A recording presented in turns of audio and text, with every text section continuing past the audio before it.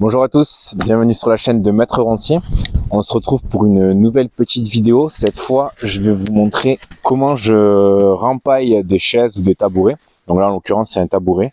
Et je vais vous montrer comment faire ça avec de la ficelle. Donc de la ficelle, là, c'est de la cordelette de joute. De la ficelle déjà faite. J'ai fait une autre vidéo où je fais le rempaillage directement avec du jonc. Mais là, au moins, on est sur une technique plus facile et plus accessible, je pense, pour commencer à se faire la main sur ce tressage-là. C'est très facile à comprendre et à faire. Par contre, c'est assez compliqué dans la pratique. Enfin, je veux dire compliqué dans le sens où il faut être patient. Ça fait un peu mal aux mains et ça prend du temps. Là, je sais pas exactement combien de temps j'ai mis. Je regarderai après. Mais voilà, en tout cas, vous saurez faire ce genre de rempaillage facilement à la fin de cette vidéo. Donc, je vous laisse la visionner. Si évidemment cela vous plaît, si le tutoriel vous plaît, n'hésitez pas à vous abonner. Il y a d'autres tutoriels sur la chaîne, il y en aura d'autres. À mettre un petit like, à commenter, voilà, à me dire ce que vous en pensez. Merci à vous, bon visionnage. Donc, lorsque vous avez votre cadre nu, enfin votre tabouret nu, on va d'abord venir faire un nœud d'un côté. Donc c'est en fonction de... Il n'y a pas forcément de règles pour ça. Donc on fait un nœud avec la ficelle. On serre bien. Et de toute façon, tout le long du rempaillage, le but, ça va vraiment être de venir serrer un maximum, quoi, comme dans la vannerie. Ensuite, le schéma de tressage, il sera toujours pareil. Donc en fait, je vais en face. Je viens sur le montant en face. Je passe dessous. Hop. Je passe sur la ligne que je viens de faire, enfin sur le passage que je viens de faire. Donc là, je passe dessous, je passe dessus le passage que je viens de faire vers la gauche, et je fais la même chose. Je vais en face, hop, sur le montant d'en face, je passe dessous, et là, j'ai la ficelle au milieu, tout en serrant bien. Il faut vraiment, vraiment bien serrer. Donc c'est ça qui est pas toujours évident. Et hop, je vais aussi vers la gauche, je passe dessus la ficelle que je viens de tendre. Et là, je vais en face. En serrant vraiment bien. Je passe dessous. Hop. Je serre le plus possible. Vraiment que ce soit serré. Je suis passé dessous. Et je passe dessus la ficelle que je viens de tendre. Et petit à petit, ça va dessiner le schéma de tressage. Là, pareil. Hop. Vous voyez, il faut bien serrer. Il n'y a pas tant de spécificité que ça sur le rempaillage, juste bien serré. Après, lorsqu'on va être bien avancé, on va pouvoir venir rembourrer. Je vais vous montrer ça. Je sais pas si je vais le faire là. Mais le but, c'est vraiment de toujours bien serrer. Alors là, évidemment, c'est plus facile parce que je suis sur de la ficelle, avec de la ficelle. Mais d'habitude, lorsque par exemple je fais ça avec du jonc ou du carex, il faut à chaque fois venir rajouter des brins et tordre le bout de, enfin comment on appelle ça, tordre mon paquet de carex ou de jonc pour pouvoir venir bloquer les nouveaux joncs à rajouter. Et donc c'est d'autant plus physique. Ça fait mal aux mains au bout d'un moment, surtout que là c'est un travail assez long. Donc avec la ficelle, c'est plutôt la version facile de la chose. Mais voilà, ça reste très esthétique, je trouve. Et c'est quand même assez physique. Hein. Voilà, il faut faire en sorte aussi que lorsqu'on fait un nouveau tour, qu'il soit bien aligné, bien collé à l'ancien en fait. Toujours, comme ça va permettre de bien serrer.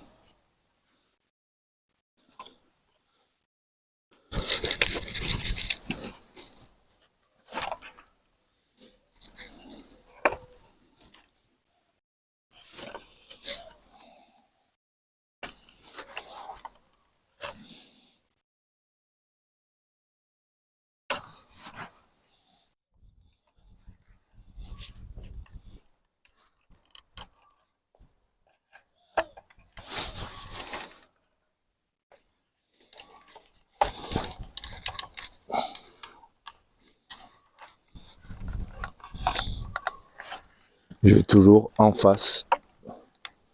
Voilà, c'est tout le temps la même chose.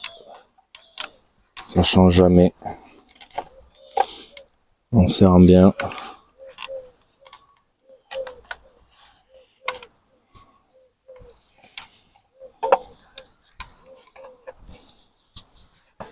Là, ma ficelle, elle est plutôt fine.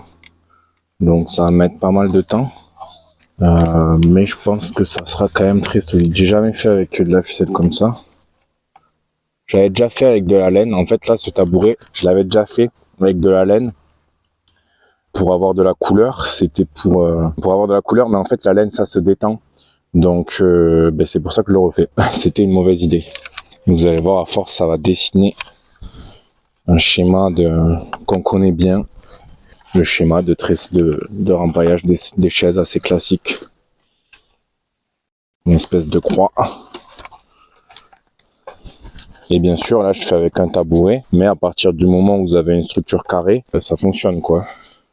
Donc, toutes les chaises, les tabourets, plus besoin de les jeter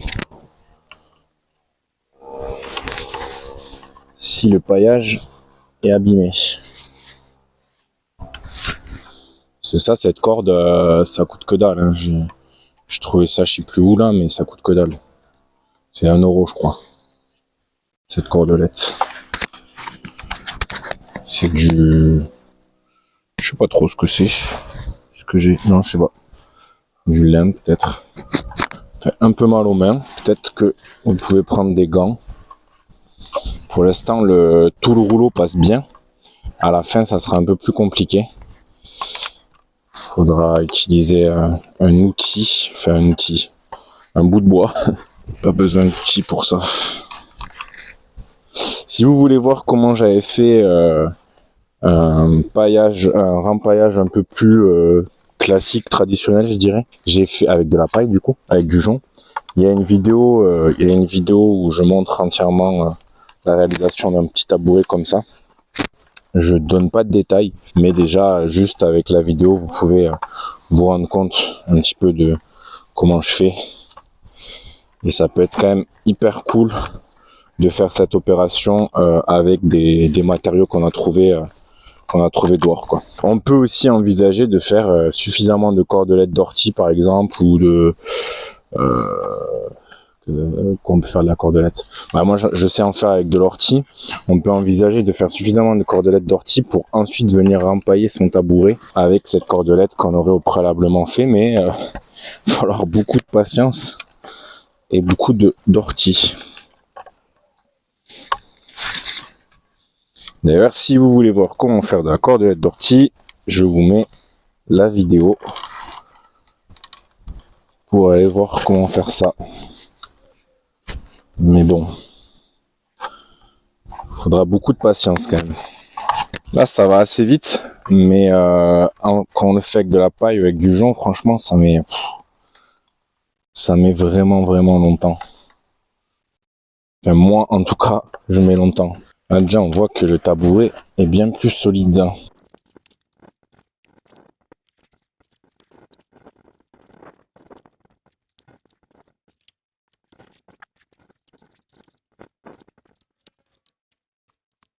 Et vous voyez, ça commence à dessiner le schéma.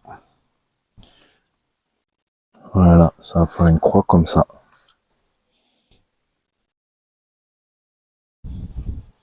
Il faut bien serrer. Là, on voit toutes les petites couches.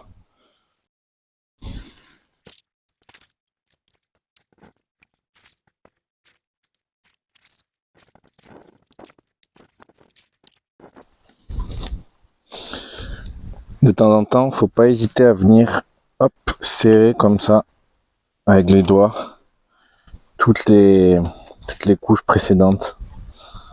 Voilà, bien serré, c'est important.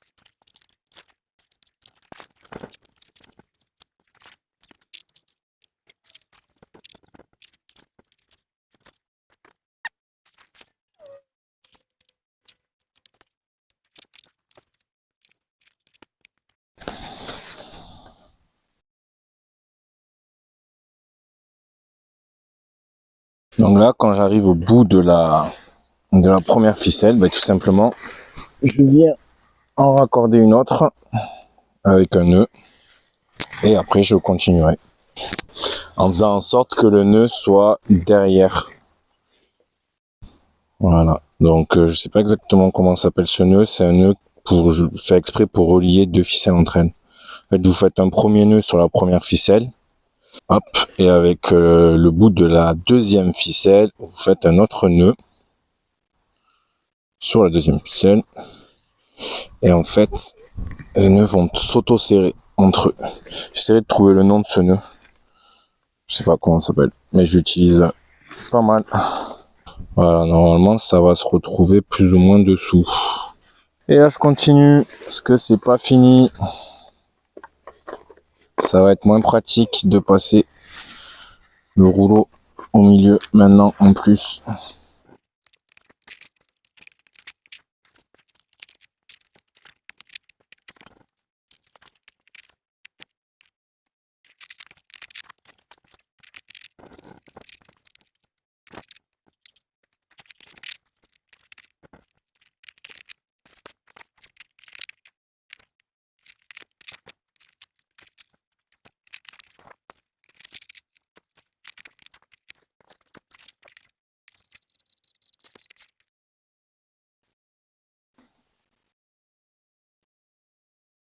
Là, j'arrive presque à la fin, donc à chaque fois, je serre bien pour être sûr de vraiment mettre un maximum de cordes.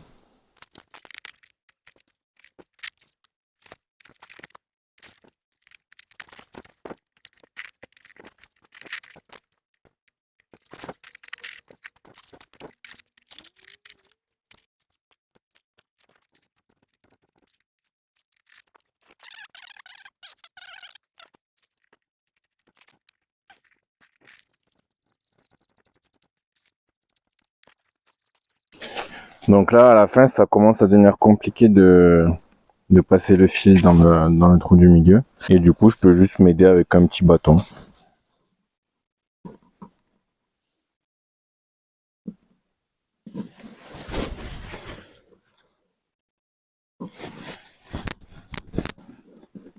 C'est presque fini. Là, je peux plus le caler là sur le côté, mais bon, c'est pas très grave. J'essaye un maximum d'écarter pour qu'il ait sa place. Mais c'est pas très grave. Du coup, je repasse dessus.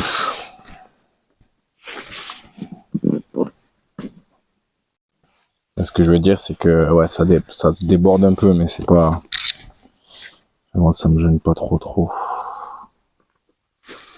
Allez. Voilà, là, je considère que c'est terminé. Donc, on a fait tous nos tours, tout va bien. On voit bien le schéma qui se dessine. Voilà. Et ce que je vais faire, c'est qu'en fait, je vais la passer dans un maximum dans les couches du dessous, de sorte à faire un nœud au mieux. On voit pas grand chose là. Donc là, j'ai cette corde là, hop, j'essaye de la caler.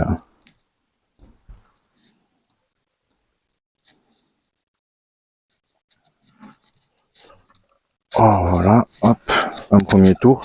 Et en fait, je vais faire un maximum de tours comme ça.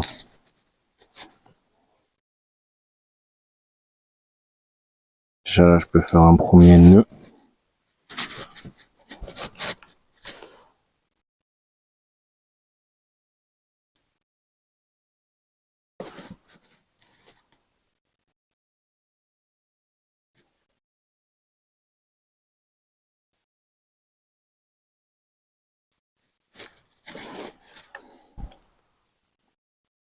Mais bon, là, c'est pas ouf.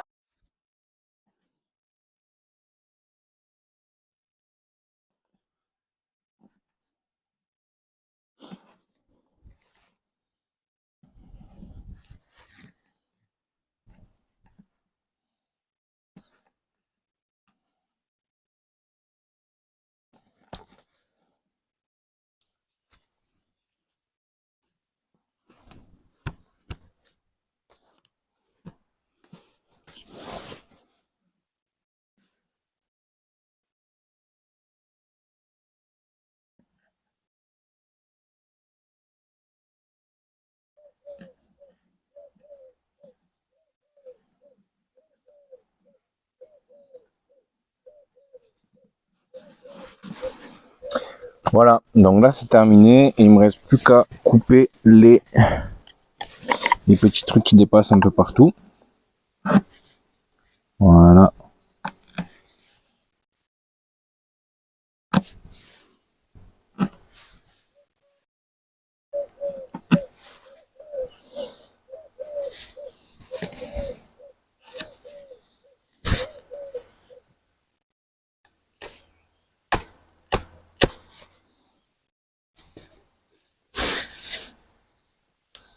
Voilà le travail.